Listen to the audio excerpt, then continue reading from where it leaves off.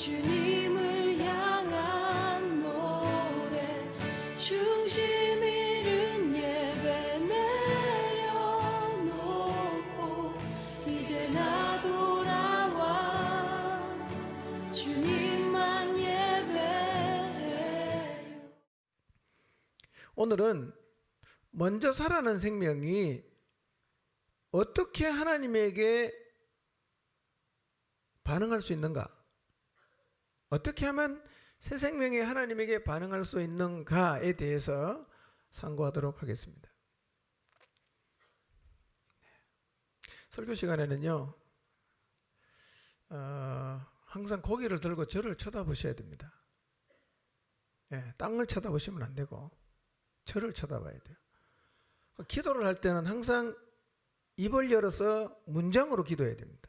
특별하게 묵상 기도하는 시간을 제외하고는 입을 열어서 말을 해야 됩니다. 그래야 기도가 돼요. 설교 시간에는 일단 어떻게 하라고요? 저를 쳐다보셔야 돼요. 오늘 저는 세수도 하고 머리도 감고 샤워 다 했습니다.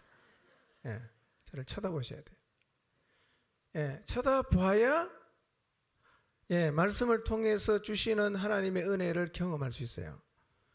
땅을 쳐다보거나 눈을 감고 있으면 사실은 예배 나와도 별로 의미는 없어요.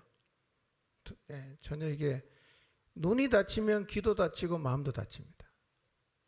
이게 열리면 다 열릴 수 있어요. 일단 이거를 열어놔야 귀도 열릴 수 있고 마음도 열릴 희망이 있는데 이거를 탁 닫아버리면 다 닫히거든요.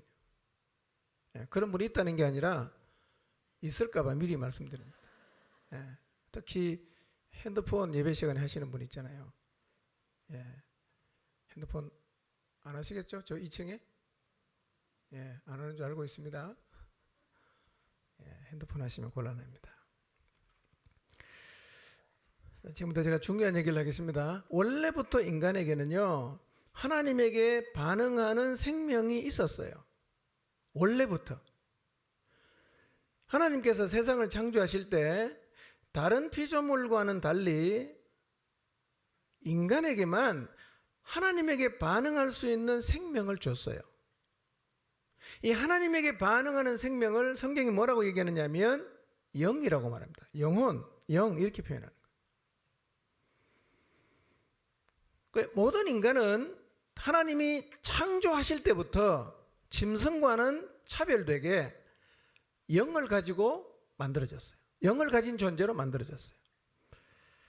자, 데살로니가전서 5장 23절 한번 읽어보겠습니다. 읽습니다. 시작.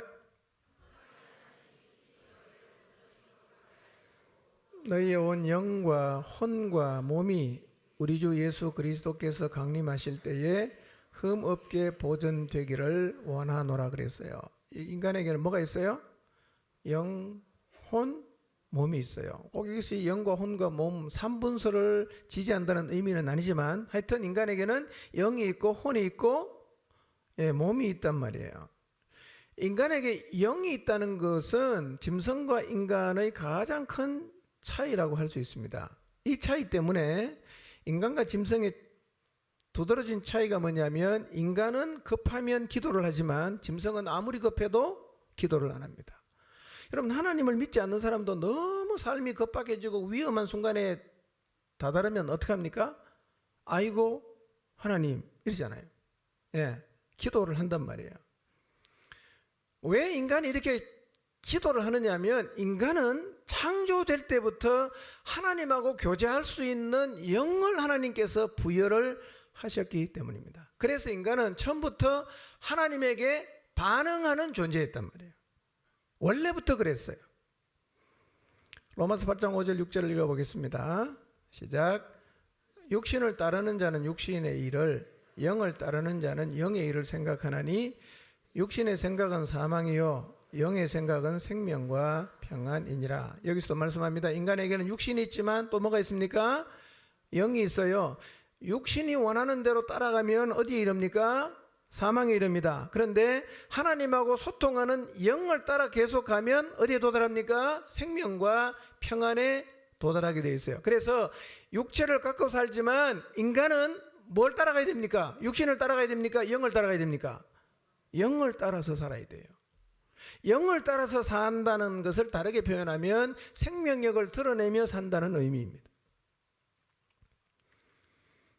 여러분, 이렇게 인간은 처음부터 하나님에게 반응하는 생명을 가진 존재입니다. 그래서 인간은 누구에게 반응해야 되느냐면 하나님에게 반응하며 살아야 합니다. 이것이 가장 인간다운 삶이에요. 가장 인간다운 삶은 하나님에게 반응하면서 사는 것입니다. 그런데 이렇게 특별한 존재로 지음을 받은 인간이 하나님을 반역하고 떠나간 사탄을 따라가면서 하나님에게 반응하는 생명인 이 영혼이 어떻게 됐어요? 죽어버렸습니다. 죽었어요. 성경은 이렇게 말해요. 에베소서 2장 1절을 보겠습니다. 읽어볼까요?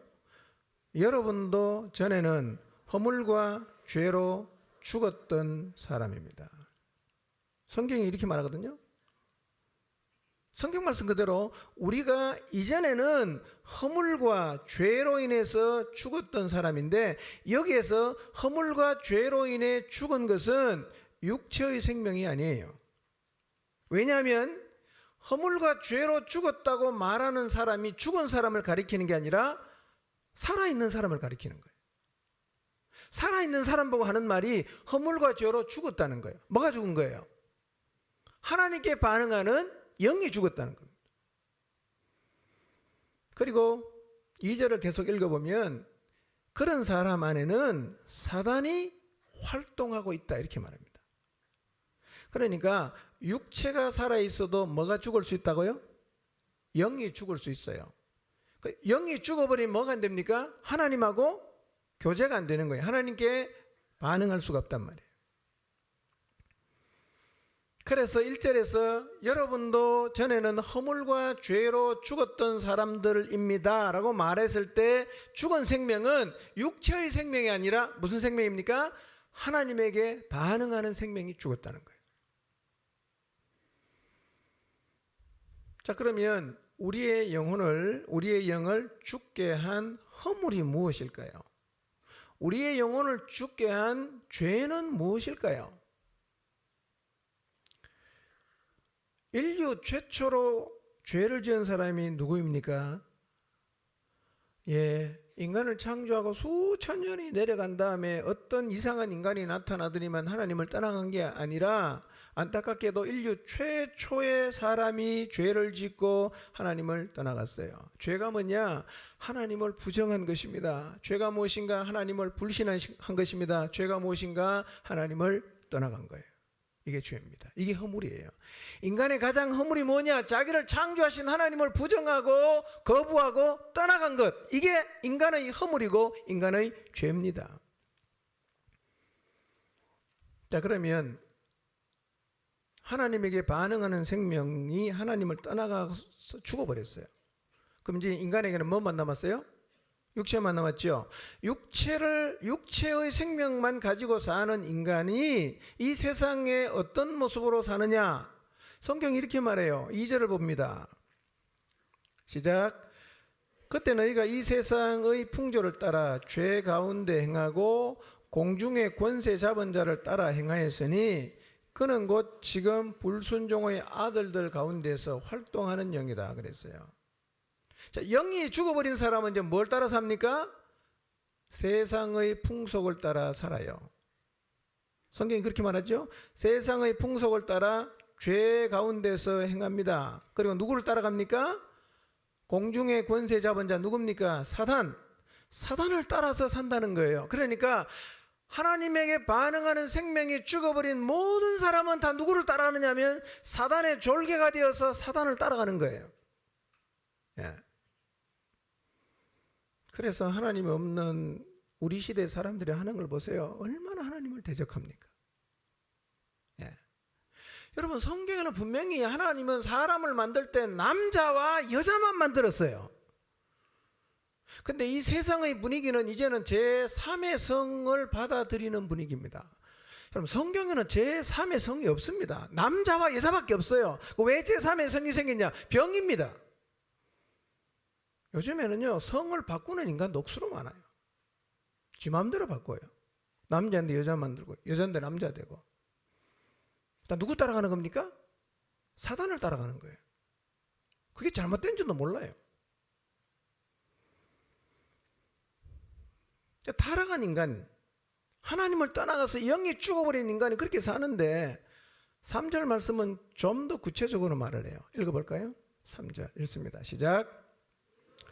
전에는 그들 가운데서 육신의 정욕대로 살고 육신과 마음이 원하는 대로 행했으며 나머지 사람들과 마찬가지로 진노의 자식이었습니다. 그랬어요. 자, 3절에서는 하나님을 떠나 세상의 풍조를 따르고 죄를 짓고 사단을 따라가는 사람의 구체적인 모습을 기록하고 있습니다. 어떻게 산다고 말합니까? 육신의 정욕대로 살아요. 어떻게 삽니까? 육신과 마음이 원하는 대로 하는 거예요. 하나님이 안중이 없으니까 자기 육체가 원하는 소욕을 따라 그냥 사는 거예요. 그러니까 오직 육체의 욕망을 따라 보이는 것만을 추구하며 사는데 이것이 바로 하나님을 떠나가서 영이 죽어버린 사람들의 살아가는 모습이에요. 그래서 에베소서 4장 18절은 영이 죽은 상태를 이렇게 표현합니다. 읽어보겠습니다. 시작.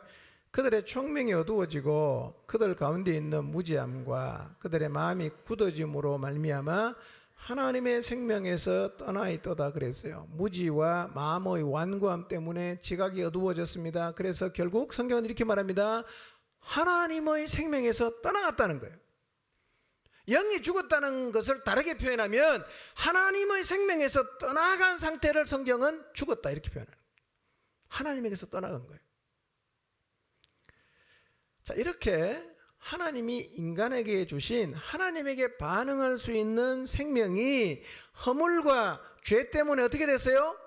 죽어버렸습니다. 자, 그럼 어떻게 됩니까? 이제 하나님하고 교제가 돼요, 안 돼요? 안 되지요. 하나님에게 반응할 수 있나요, 없나요? 없는 거예요. 그게 허물과 죄로 영이 죽어버린 사람들의 상태예요. 자, 그러면 이제 인간이 하나님에게 다시 반응하는 자리에 서려고 하면 어떤 일이 일어나야 됩니까? 이 죽어버린 영이 살아나야 되는 거예요. 하나님하고 소통하는, 하나님을 떠남으로 죽어버린 영혼이 살아나야 하나님하고 다시 소통할 수 있어요. 어떻게 이 죽어버린 영을 살릴 수 있어요? 4절, 5절, 6절 한번 읽어보겠습니다. 시작. 그러나 하나님은 자비가 넘치는 분이셔서 우리를 사랑하신 그 크신 사랑으로 말미암아 범죄로 죽은 우리를 그리스도와 함께 살려주셨습니다. 여러분은 은혜로 구원을 얻었습니다.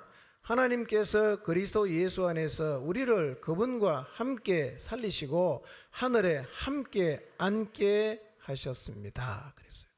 자비, 긍휼이 넘치는 하나님이 우리를 사랑하신 그 큰 사랑으로 말미암아 허물과 죄로 범죄로 죽은 우리를 어떻게 했어요?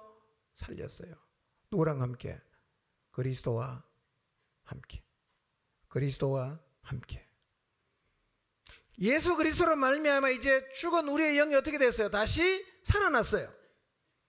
살아났으니까 뭐가 가능해졌습니까? 하나님과 교제가 가능해졌어요. 살아났으니까 이제 하나님에게 뭐가 가능합니까? 반응하는 게 가능하다는 거예요. 다르게 표현하면 이 생명에 살아난 사람은 이 생명의 힘을 발휘하며 사는 게 가능하다는 거예요. 그러니 이제 일단 우리는 어느 자리에 섰냐? 생명력을 발휘하는 자리에 다 서 있다는 거예요.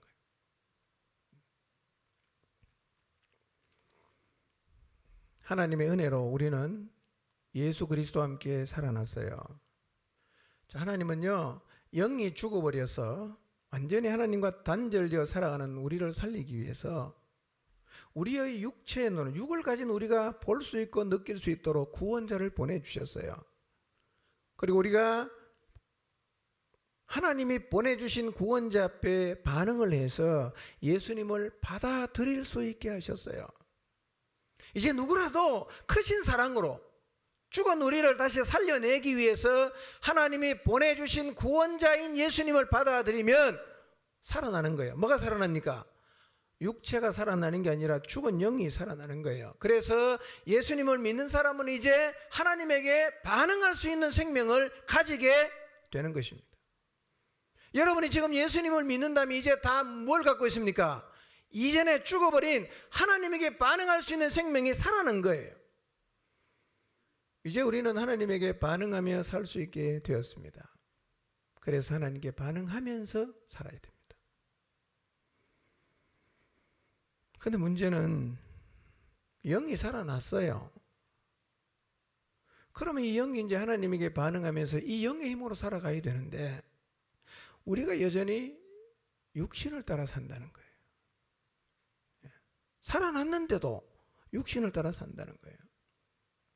우리의 육체가 가지고 있는 욕구가 너무 강해요. 그래서 새 생명을 가진 후에도 이 육체의 생명의 힘을 제어를 하지 못하니까 새 생명을 받은 후에도 여전히 옛 생명에게 끌려 다니는 것. 이것이 우리의 고민인 것입니다. 나는 예수님 믿는데 왜 자꾸 육체의 소욕을 따라갈까? 나는 예수님을 믿는데 왜 이 새 생명이 생명력을 발휘하지 못하는 것일까? 이게 우리 모두의 고민입니다. 여러분, 옛 생명이 추구하는 게 무엇입니까? 옛 생명이 추구하는 것. 에베소서 2장에서 보았던 것처럼 세상의 풍조입니다. 육신의 정욕입니다. 육신과 마음이 원하는 것들이에요. 근데 이것을 요한일서 2장에는 아주 잘 정리했어요. 세상에 있는 게 뭐냐? 육신이 추구하는 게 뭐냐? 세 개 딱 정리했습니다. 육신의 정욕, 안목의 정욕, 이생의 자랑. 예. 이걸 인간들이 끊임없이 추구한단 말이에요.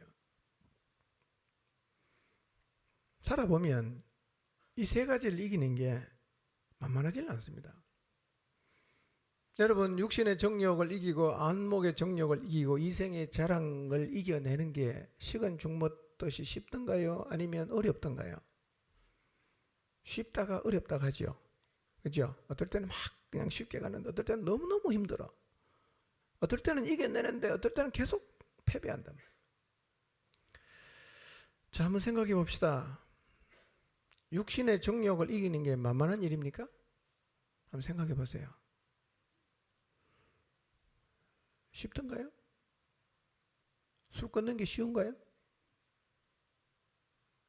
어제도 한잔 하셨습니까? 포르노,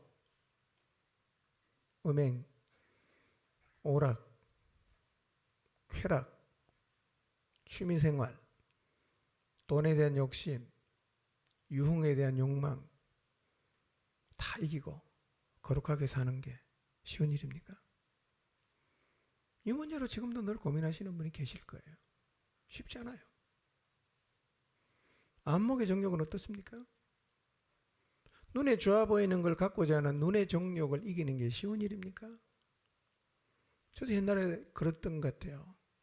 옷을 하나 딱 봤는데 너무 갖고 싶은 거예요. 저거 사야지, 사고 싶다. 머릿속에 떠나질 않아. 혹시 여러분의 마음속에 안목의 정욕이 딱 꽂혀서 지금 역시 열심히 돈을 모으고 계시는 분 안 계십니까? 저 시계 사야 돼. 저 옷 사야 돼. 저 차 사야 돼. 필요한 거 사는 것을 말하는 건 아니에요. 육신의 이 안목의 정욕, 눈에 보이는 것을 갖고 싶은 거 이거요. 극복하는 게 만만치 않습니다. 쉽지 않아요. 이생의 자랑거리는 어떻습니까? 어쩌면 이것은 모든 인간의 로망일 수가 있어요. 사람들 앞에 번듯하게 내세우는 뭔가를 하나 갖고 싶은 자랑거리, 뭐 성공, 사람에게 나 이런 사람이요. 명함을 이렇게 멋지게 내놓을 수 있는 뭐 하나 가지려고 하면 그거 인생 안 걸고는 가질 수 없어요. 이런 욕망을 이기는 게 쉬운 일입니까?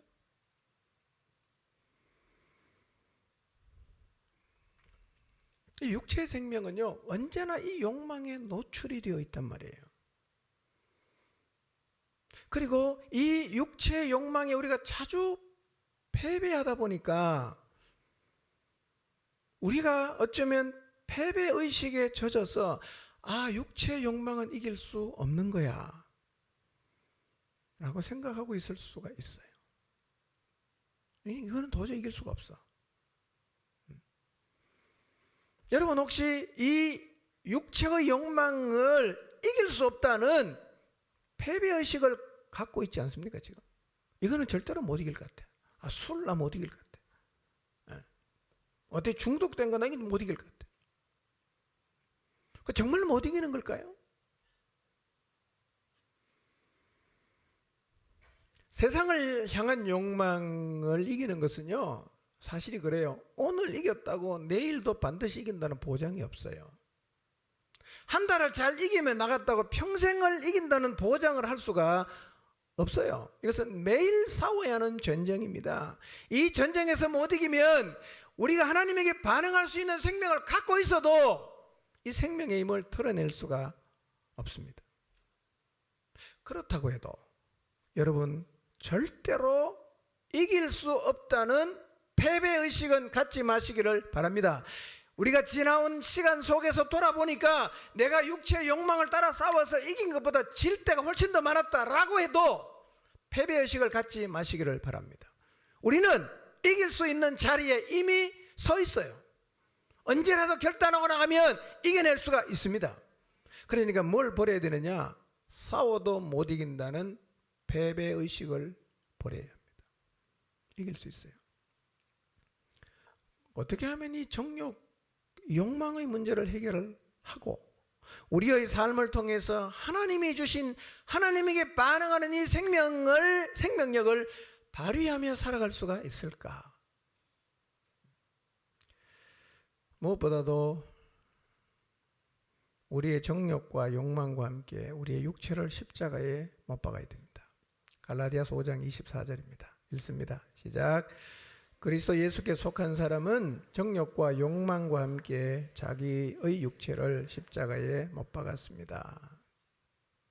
자, 성경은 이렇게 말하잖아요. 그리스도 예수께 속한 사람은, 잘 보세요. 성경을 보세요. 저 화면에. 그리스도 예수께 속한 사람은 정욕과, 그렇게 이기기 힘든 정욕과 욕망을 자기 육체와 함께 어떻게 했다고요? 십자가에 못 박았다고 말하잖아. 예. 신자는 자기 육체를, 욕망을 십자가에 못 박은 사람이에요. 근데 이제 우리의 고민이 뭐냐? 성경에는 그렇게 적혀 있는데 살아보니까 안 된다는 거잖아. 예? 성경에는 적혀 있는데 안 되는 거. 왜 안 될까? 그러면 십자가에 못 박았다는 게 도대체 무슨 의미인가? 자, 로마서 6장 6절을 다시 봅니다. 읽습니다. 시작.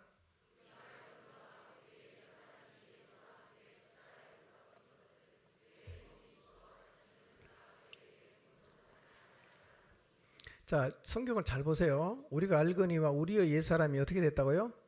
예수와 함께 십자가에 못 박혔다. 이렇게 말합니다. 왜 십자가에 못 박혔죠? 이유를 설명하고 있잖아. 죄의 몸이 죽어 우리가 죄에게 종노릇하지 않게 하려고 십자가에 못 박혔다 이렇게 말하는 겁니다. 자, 이 말씀은 제가 수련회 때 언뜻 말씀드렸는데요. 중요한 말씀이기 때문에 오늘 좀 더 깊이 묵상하겠습니다. 자, 우리의 옛사람이 십자가에서 죽었음에도 불구하고 자꾸만 살아나서 세상을 추구하게 되는 이유가 있어요. 자, 로마서 6장 6절에서는 바울이 이렇게 말합니다. 우리가 십자가에 못 박혔다 이렇게 말해요. 그죠? 그다음 갈라디아서 5장 24절에서는 바울은 그리스도 예수의 사람은 그 정욕과 욕망을 십자가에 못 박았다 이렇게 말을 해요. 자, 이 말씀을 별 생각 없이 읽으면 같은 말처럼 보입니다. 근데 이게 완전히 다른 말이에요. 자, 로마서 6장 6절을 보시면 잘 보세요. 이 로마서 6장 6절 말씀은 우리에게 이미 일어난 일을 말하는 거예요. 일어난 일. 그러면 로마서 6장 6절에서 우리에게 이미 일어난 일이 무엇입니까? 그리스도 예수와 함께 십자가에 못 박힌 거예요. 박혔다. 이것은 과거입니다. 우리는 이미 예수 그리스도와 함께 십자가에 못 박혔단 말이에요. 박혀서 어떻게 됐어요? 죽었어요. 그런데 갈라디아서 5장 20절은 뭐를 얘기하고 있습니까? 잘 보세요. 갈라디아서 5장 24절은 우리가 어떤 일을 했다고 말하고 있습니까? 우리의 육체를 십자가에 못 박는 일을 한다, 이렇게 말하는 거예요. 박는 일은 어떤 의미냐면 현재형입니다. 계속 못을 박아야 돼요. 그러니까 신약 성경에서 십자가에서 죽는 것을 말할 때는 항상 이 두 가지 방식으로 말을 합니다. 하나는 그리스도와 연합해서 과거의 죄에 대해서 죽었다는 것을 말하고, 또 한 가지는 그리스도를 본받아가면서 우리의 자아가 계속해서 죽는 것을 얘기하는 거예요. 이 두 가지 측면이 다 있단 말이에요. 그러니까 이 말씀에 의해서 보면 우리는 한편으로 보면 그리스도와 함께 십자가에 못 박혔어요. 근데 또 다른 한편으로 보면 우리는 우리의 죄된 본성을 날마다 십자가에 못 박는 일을 지속해 나가야 됩니다. 두 개가 다 있는 거예요. 못 박혔어요. 그 다음에 하나는 계속해서 못을 박으면서 가야 된다는 거예요. 언제까지요? 육체를 가지고 사는 날까지. 자, 그래서요, 십자가에 못 박혔다는 것은 법적인 죽음이에요. 그리고 죄의 형벌에 대한 죽음이에요. 그런데 십자가에 못 박았다는 말은 도덕적인 죽음이고 현존하고 있는 죄의 권세에 대한 죽음이에요. 십자가에 못 박힌 죽음은 과거예요. 한 번만 하면 돼요. 두 번 할 필요가 없는 거예요. 그런데 십자가에 못 박았다는 말은 현재에 속한 것입니다. 되풀이될 수가 있어요. 심지어는 지속될 수도 있어요. 그래서 이렇게 표현할 수 있어요. 나는 그리스도 안에서 한 번 죄에 대하여 죽었다. 그러나 나는 그리스도처럼 날마다 자아에 대해서 죽는다. 그렇게 말할 수 있어요. 그러니까 지금 우리에게 필요한 죽음이 뭐겠어요? 우리에게 필요한 죽음, 우리의 자아를 십자가에 날마다 못 박는 거예요. 예. 자, 고린도전서 15장 31절을 봅니다. 읽습니다. 시작.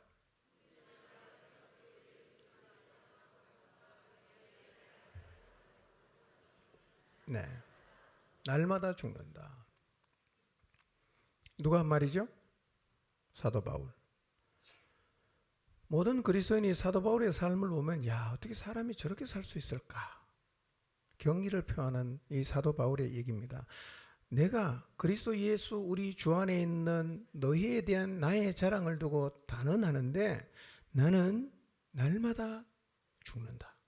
이렇게 얘기하는 거예요. 바울도 날마다 자기 자신의 자아를 십자가에 못 박으면서 살았고 못 박아야 된다는 사실을 늘 기억하고 있었어요. 그러니 우리도 우리 자신을 십자가에 못 박음으로 날마다 죽어야 됩니다. 날마다 육신의 정욕에서 죽고, 날마다 눈의 정욕에서 죽고, 날마다 이생의 자랑거리에서 죽어야 합니다. 만약에 우리의 옛사람이 날마다 죽으면 날마다 새 생명이 우리 안에서 역사를 합니다. 그러나 우리의 옛사람이 죽지 않으면 계속해서 옛 생명이 우리의 삶에서 역사를 할 것입니다. 자, 그러면 날마다 죽기 위해서는요, 우리의 기본적인 인식을 바꿔야 돼요. 뭘 바꿔야 되냐? 여러분, 위에서 제가 언급했던 것처럼 자아가 죽지 않아서 죄와의 싸움에서 자주 패하다 보면 우리가 죄와 싸워서 이길 수 없다는 패배의식을 가질 수가 있단 말이에요. 이 패배의식을 가지면 안 돼요. 그리고 과연 내가 죄에 대해서, 죄의 유혹에 대해서 죽을 수 있는가? 죽을 수 있다는 거예요. 그러니까 이 죄에 대한 인식을 1차적으로 바꿔야 돼요. 죄에 대해서 죽을 수 있다. 나는 세상에 대해서 죽을 수 있다. 육신의 정욕에 대해서 죽을 수 있다. 안목의 정욕에 대해서 죽을 수 있다. 이생의 자랑거리에 대해서 죽을 수 있다는 인식을 가져야 됩니다. 왜냐하면 이것은 이미 이루어진 일이에요. 어떻게 이루어졌는가 설명하겠습니다.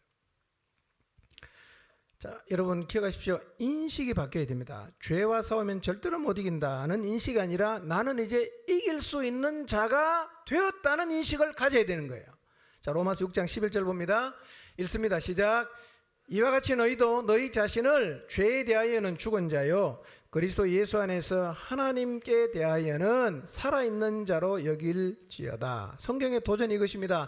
이제는 너희 자신을 죄에 대해서는 죽은 자요 그리스도 예수 안에서 하나님께 대하여는 살아있는 자로 여겨라. 무슨 얘기냐? 인식을 바꾸라는 겁니다. 죄와 싸우면 못 이긴다가 아니라 너는 이미 죄에 대해서 죽었다. 그리고 하나님께 대해서는 살아있다. 그러니까 죄를 이길 수 있고 생명력을 드러낼 수 있다는 인식을 가지라는 거예요. 이 11절의 말씀이 그 말씀이에요. 죄에 대해 죽은 자로 여겨라.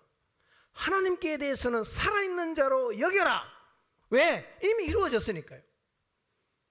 여러분 인식을 바꾸시기 바랍니다. 우리가 죄를 이길 수 있나요? 있어요. 우리가 우리 안에 있는 새롭게 태어난 이 생명이 하나님에게 반응하면서 생명력을 드러내며 살 수 있나요? 있단 말이에요. 인식을 바꿔야 돼요. 자, 우리가 우리 자신을 죄에 대해서는 죽은 자, 또 그리스도 예수 안에서 하나님을 향해서는 살아있는 자로 여겨야 되는 이유가 있어요. 왜 그렇게 여겨야 되느냐면 여러분 이 일은 실제로 일어난 일이에요. 일어났어요. 언제 일어났나? 자, 이 말씀을 앞부분부터 상고해 보겠습니다.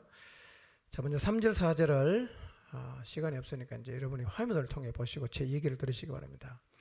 자, 우리가 그리스도 예수와 합하여 침례를 받았어요. 그러면 침례를 받았다는 의미는 무엇입니까? 연합됐다는 것이죠. 연합.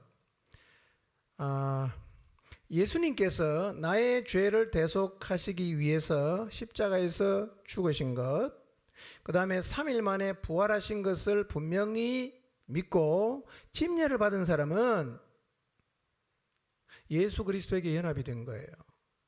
연합이 됐다는 의미는 뭐냐? 그리스도께서 죽으셨을 때 그 죽음에 연합이 됐어요. 예수 그리스도께서 부활하셨을 때 그 부활에 연합이 됐어요. 이것은 하나님께서 우리의 죄를 사하시고 우리를 구원하기 위해서 실제로 하신 일이에요. 그래서 이 사실을 믿음으로 받아들이고 침례를 받으면 어떤 일이 벌어졌냐? 예수 그리스도와 연합이 되는 거예요. 무엇에 연합됩니까? 죽으심에 연합이 되는 거예요. 무엇에 연합됩니까? 살아나심에 연합이 되는 거예요. 여러분, 우리가 침례를 받음으로 그의 죽으심에 연합해서 그와 함께 장사가 된 이유가 뭐냐? 그리고 그리스도의 부활에 연합해서 다시 살리신 이유가 뭐냐? 성경은 이렇게 말해요. 자, 4절을 보여주세요. 4절 보세요. 우리가 그의 죽으심과 합하여 침례를 받음으로 그와 함께 장사되었어요. 이런 아버지의 영광으로 말미암아 그리스도를 죽은 자 가운데서 살리심과 같이 왜 연합했습니까? 그 다음에 새 생명 가운데서 행하게 하려고. 왜 우리가 그리스도에 연합해서 죽고 살아납니까? 이제 그리스도를 믿고 그리스도에게 연합한 사람은 뭘로 살아라? 새 생명 가지고 살라고. 새 생명 가지고 살라고. 이게 뭐예요? 이게 생명을 드러낸다는 말이에요.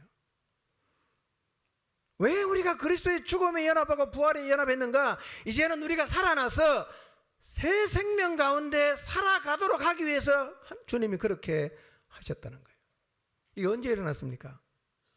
신앙 고백을 하고 침례를 받았을 때 이 일은 이미 우리에게서 일어난 일입니다. 아멘입니까? 추상적인 얘기가 아니라 이미 이 일이 우리 안에 일어났단 말이에요.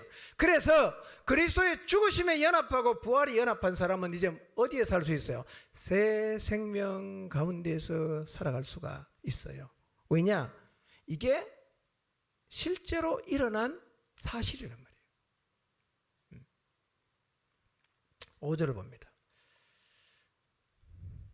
만일 우리가 그의 죽으심과 같은 모양으로 연합한 자가 되면 어디에도 연합됩니까? 부활에도 연합이 되죠. 그러니까 죽음에 연합이 되면 어디에 연합됩니까? 부활에 연합된단 말이에요. 그러니까 우리가 그리스도와 함께 죽으면 어떻게 돼요? 반드시 살아나요. 뭘로 삽니까? 육체가 죽으면 그 다음에는 새 생명이 살아나는 거예요. 죽으면 살아나요. 그런데 이미 우리가 죽었고 살아났어요. 그러니까 새 생명 가운데 행한다는 것은 이것은 추상적인 얘기가 아니라 실제로 충분히 우리의 삶에서 일어날 수 있는 일이고 우리가 서 있는 자리가 이미 그 자리란 말이에요. 아멘입니까? 자, 침례의 의미가 무엇이냐면 첫 번째 침례의 의미는 장사예요. 장사. 여러분 예수님을 진실로 믿고 침례를 받았다면 여러분 자신이 예수 그리스도와 함께 장사된 자, 죽은 자라는 사실을 믿으시기를 바랍니다. 여러분 신앙 고백을 분명히 하고 침례를 받았습니까? 나는 그리스도와 함께 죽었어요. 이 사실을 생각해 보세요. 나 신앙 고백했어요. 예수님이 내 죄 때문에 십자가에서 죽으시고 부활했다는 사실을 내가 믿어요. 나는 이제 어떤 사람입니까? 그리스도와 함께 죽은 사람이에요. 난 죽었어요. 그리스도와 함께 죽었어요. 침례의 또 다른 의미는 뭐냐면 부활이거든요. 죽음에 연합하면 반드시 어디에도 연합됩니까? 부활에 연합이 되는 거예요. 그래서 새 생명 가운데서 살아갈 수 있게 된단 말이에요. 자, 여러분 이 세상에서 이 새 생명을 가지고 가장 확실하게 새 생명의 힘으로 살았던 사람을 꼽으라고 하면 누구를 꼽을 수 있을까요? 가장 완벽하게 이 새 생명의 힘으로 살아갔던 한 사람을 꼽으라고 하면 누구를 꼽을 수 있을까요? 누구를 꼽을 수 있을까요? 예수님이에요. 예수님. 그분은 우리와 똑같은 육체를 갖고 살았어요. 그런데 그분은 완벽하게 하나님하고 통하는 새 생명만 가지고 살았던 사람. 그래서 새 생명으로 살아간 가장 확실한 모델이 누구인가? 예수 그리스도입니다. 예수 그리스도. 물론 다른 사람 중에도 있죠. 뭐 바울 같은 사람, 사도들 다 우리가 모델이에요. 근데 이 다른 모델은 좀 흠이 있어. 근데 예수 그리스도에게는 흠이 없습니다. 가장 완벽한 모델. 새 생명을 드러내며 사는 게 어떻게 사는 거냐? 예수님처럼 사는 거예요. 예수님처럼 사는 거예요. 구체적으로 뭔가? 이건 제가 다음 시간에 말씀드리겠습니다. 그러니까 예수님은요, 육체를 가지고 살았지만 오직 누구한테만 반응했어요? 하나님에게만 반응했어요. 그게 새 생명 가운데서 행했다는 의미입니다. 그런데 여러분, 우리가 예수님의 죽음에 연합하면 부활에도 연합되기 때문에 우리도 예수님처럼 살아갈 수 있는 자리에 이미 서 있는 거예요. 이것은 이미 일어난 일입니다. 이미 일어난 일이. 6절을 봅니다. 6절 읽습니다. 시작.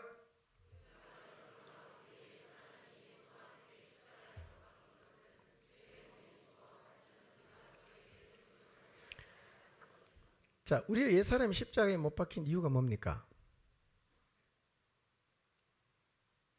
죄에게 종로로 하지 않는 거예요. 그럼 죄에게 종로로 하지 않으려고 하면 어떻게 된다고 말합니까? 죄의 몸이 죽어야 된다고 말합니다. 우리가 왜 예수님과 함께 십자가에 못 박히는 죽음에 연합했냐? 이유는 그 죽음에 연합함으로 우리의 죄의 몸이 죽어버려갖고 다시는 죄에게 종노릇하며 살지 않게 하기 위함이라고 말하는 거예요. 그러니까 이 말은 이런 뜻입니다. 인간이 안고 있는 가장 큰 문제가 뭡니까? 죄에게 종노릇하며 살아가고 있는 거란 얘기입니다. 다 우리의 삶의 가장 심각한 문제가 무엇인가? 죄에게 종노릇하며 사는 거예요. 세상을 사랑하며 사는 거예요. 육신의 정욕을 따라 살고 안목의 정욕을 따라 살아가는 것이 인간들이 안고 있는 가장 큰 문제입니다. 이게 왜 큰 문제인가? 그렇게 계속 살다가 죽으면 지옥 가는데 남는 게 없는 인생이에요. 그래서 하나님의 목표가 뭐냐? 하나님은요, 죄의 종으로 사는 사람이 더 이상 죄의 종으로 살지 않게 하시는 거예요. 이 목표를 이루기 위해서 하나님이 하신 일이 뭡니까? 예수님을 십자가에 못 박았는데 예수님만 박은 게 아니라 누구도 박았어요? 우리도 같이 그 십자가에서 죽게 했다는 겁니다. 왜? 뭐 못하게 하려고? 더 이상 죄의 종으로 살지 말라고. 죄의 종으로 살던 우리는 뭐를 통해서 십자가에 못 박혔냐면 침례를 통해서 십자가에 못 박혔어요. 이런 질문이 생겨요. 그러면 침례만 받으면 됩니까? 아니죠. 이 말은요, 예수님을 믿든 안 믿든 침례만 받으면 된다는 말이 아닙니다. 분명한 신앙 고백이 있는 사람이 주님이 받으라고 하신 이 침례를 통해서 하나님이 하신 일을 받아들이면 이 자리에 서게 되는 거예요. 예, 서게 되는 거예요. 연합이 되는 것입니다. 7절을 봅니다. 읽습니다. 시작. 자, 6절에 하나님의 소망은 죄의 몸이 죽어서 죄에게 종노릇하지 않는 거 있죠. 그렇죠? 근데 실제로 죄에게서 종노릇하지 않을 수 있는 일이 일어나는데 어떻게 일어났습니까? 죽었을 때. 죽으니까 죄에서 벗어났어요. 죽으니까 뭐 어떻게 됐습니까? 의롭게 됐어요. 여러분, 죄를 지은 사람이 죄에서 벗어나서 의롭게 되는 유일한 길이 뭐냐면 죄의 값을 지불하는 거예요. 값을 지불해야 돼. 그러니까 죄의 값을 지불하는 것 외에는 죄에서 벗어날 길이 없어요. 우리는 죄 때문에 죽어마땅한 자들이에요. 그런데 우리의 죄를 위해서 하나님이 보내신 대속자인 예수님께서 우리를 대신해서 죽었어요. 그런데 예수님이 죽었을 때 우리도 그 죽음에 연합을 했다는 거예요. 그래서 우리의 죄값, 형벌의 문제가 해결이 되었어요. 형벌의 문제가 해결이 되니까 이제 어떻게 됐어요? 의롭게 된 거예요. 더 이상 우리에게 죄를 묻질 않아요. 우리가 죄인이라고 말하지 않습니다. 그리스도를 통해 죄값을 지불했습니다. 의롭게 되었어요. 그러니까 이제 다시 옛날로 돌아가서 죄에게 종노릇하며 살지 않아야 된다는 거예요. 8절을 봅니다. 읽습니다. 시작. 만일 우리가 그리스도와 함께 죽었으면 또한 그와 함께 살 줄을 믿는다. 예. 그리스도와 함께 죽으면 반드시 어떻게 됩니까? 살아나요. 여러분 꼭 기억하십시오. 이 말씀 믿으십시오. 죽으면 어떻게 돼요? 살아납니다. 죽음에 연합하면 반드시 부활에도 연합하게 되어 있습니다. 9절을 봅니다. 시작. 이는 그리스도께서 죽은 자 가운데서 살아나셨음에 다시 죽지 아니하시고 사망이 다시 그를 주장하지 못할 줄을 알미로라. 여러분, 죽은 자 가운데서 살아나신 예수님은 다시 죽지 않습니다. 그리고 다시는 사망이 그를 예수님을 주장하지 못해요. 자, 요한계시록 1장 17절 18절을 볼까요? 읽어보겠습니다. 시작. 내가 볼 때 그의 발 앞에 엎드러져 죽은 자 같이 되매 그가 오른손을 내게 얹고 이르시되 두려워하지 말라. 나는 처음이요 마지막이니 곧 살아있는 자라. 내가 전에 죽었었노라.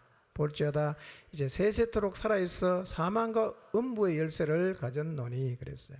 밤모섬에서 요한이 환상 가운데 예수님을 봤어요. 주님을 보니까 너무 두려웠어요. 죽은 자 같이 되었어요.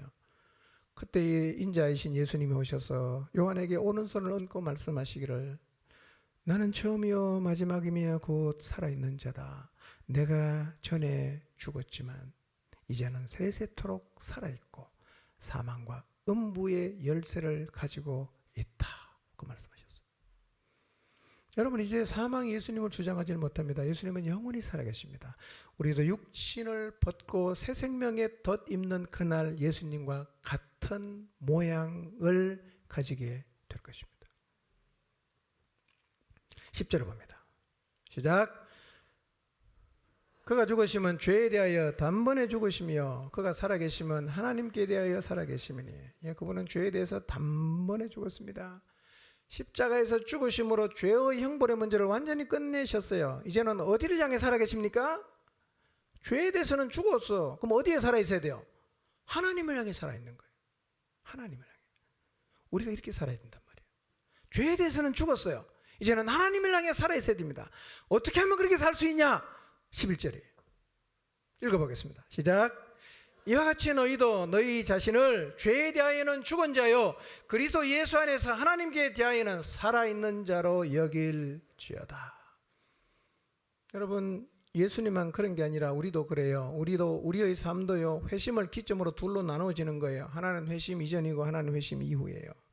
회심 이전에 죽었던 우리는 회심, 예수 그리스도를 믿음을 통해서 우리의 옛사람이 그리스도와 함께 십자가에서 죽었습니다. 그때 어떤 일이 벌어졌냐? 형벌의 문제가 해결이 되었어요. 그리고 그리스도와 함께 다시 살아났습니다. 어떤 일이 벌어졌냐? 새 생명이 주어졌어요. 그래서 이제는 우리가 하나님께 대하여 살아있는 자로 살 수 있게 되었다는 거예요. 이게 다 사실이에요. 실제로 일어난 일입니다.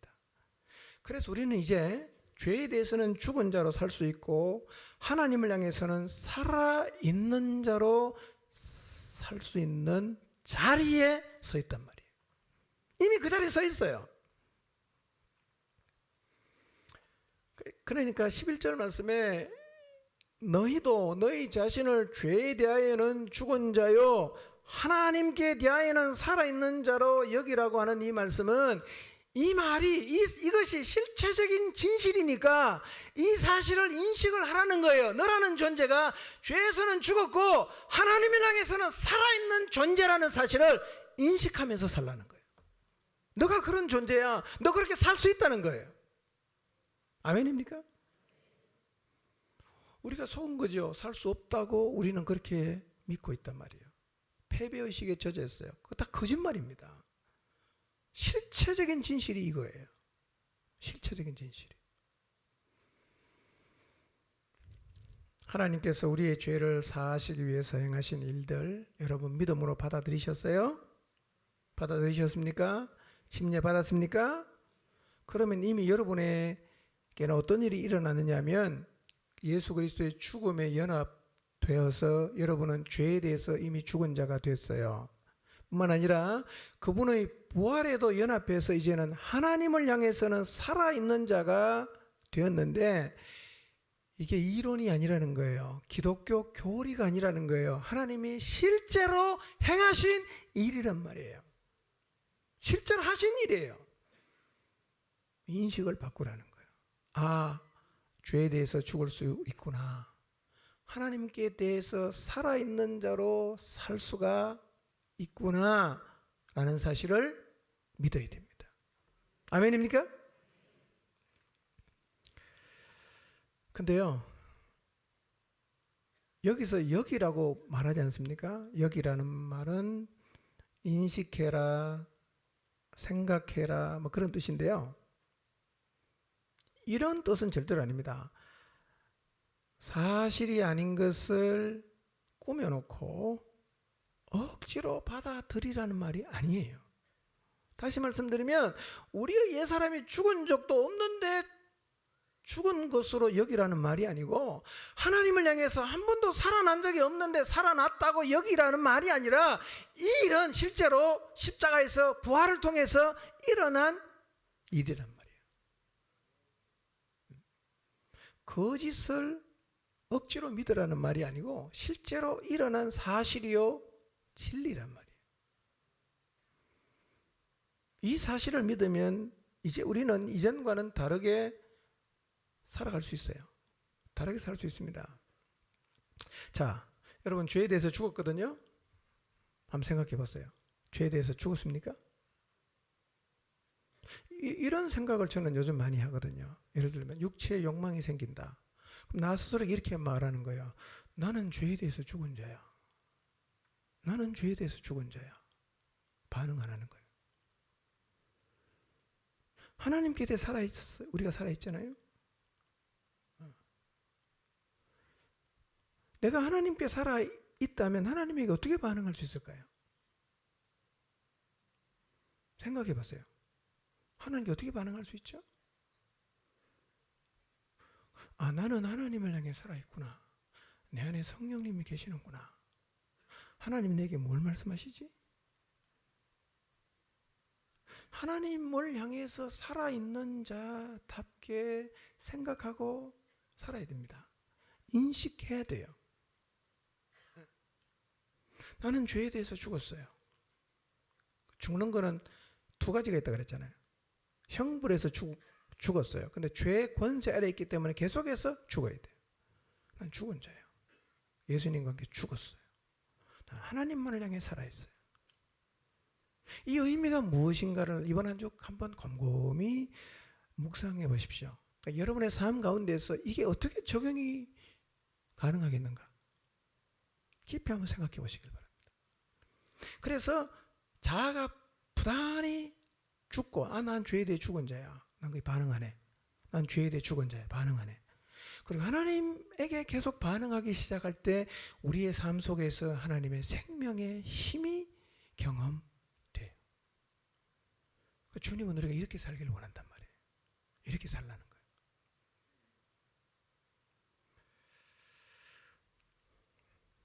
여러분, 지금 여러분이 서 있는 자리가 믿는 사람에게 지금 말씀드리는 겁니다. 신앙 고백을 하고 침례를 받음으로 예수님을 믿는 사람이 서 있는 자리는요, 죄에 대해서 죽은 자리고 세상에 대해서 죽은 자리예요. 내가 서 있는 자리 그 자리예요. 그리고 하나님을 향해서는 살아있는 자리예요. 여러분 기억하십시오. 설령 지금 내가 죄에 대해서 죽지 못하고 있다고 해도 내가 서 있는 자리는 죄에 대해서 죽은 자리입니다. 설령 내가 지금 하나님을 향해서 살아있는 모습을 보이지 못하고 있어도 내가 서 있는 자리는 하나님을 향해 살아있는 자리예요. 내가 죄에 대해서 죽지 못하고 하나님을 향해 살아있는 자로 살지 못한다고 해도 이 사실은 바뀌지 않는 거예요. 이 사실은 바뀌지 않아요. 그러니까 내가 지금 서 있는 자리가 어딘가를 분명하게 인식을 하셔야 됩니다. 죄에 대해서 죽었어요. 하나님을 향해서 살아있어요. 이 자리가 내가 서 있는 자리라는 인식을 하고 살아야 됩니다. 그러니까 인식을 바꿔야 돼요. 나는 죄를 못 이겨. 절대로 못 이길 거야? 아니에요. 오늘 이길 수 있는 존재예요. 이미 한번 죽었어요.